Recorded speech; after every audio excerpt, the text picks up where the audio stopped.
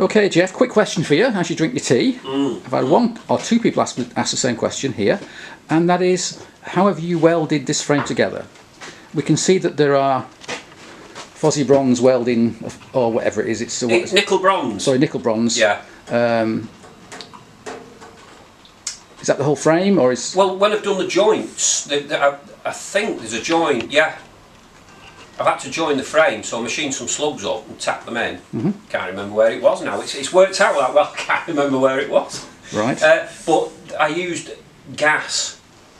So is that brazed or is it welded? It's not brazing that. It's actually It's actually Sif bronze. Sif bronze. Yeah. Sif bronze. It's actually the rod is actually a nickel bronze. It's not brass. It's well, it might have some brass in it, but or whatever.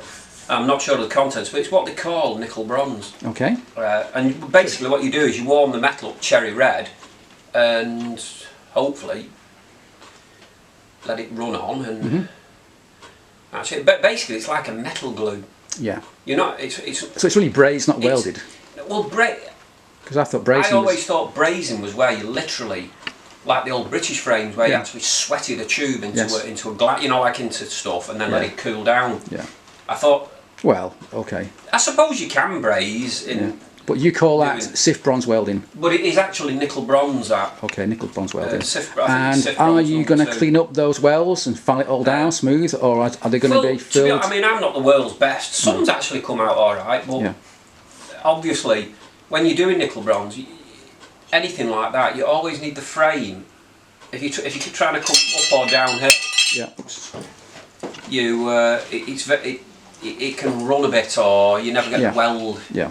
I mean, there are some people who could weld something. When you used to see some of them, and the welds are beautiful, but they've been doing it for 30, 40 years. Some of them weld them. So you're now going to file them down or smooth them off?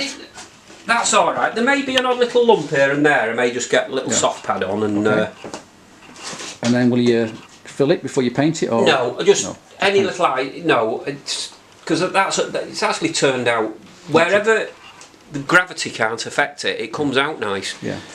But like I said, if you try, there is one bit I did there. Yeah. And I wasn't happy with, but it ain't going anywhere, is it? I'm not a welder, you know. No.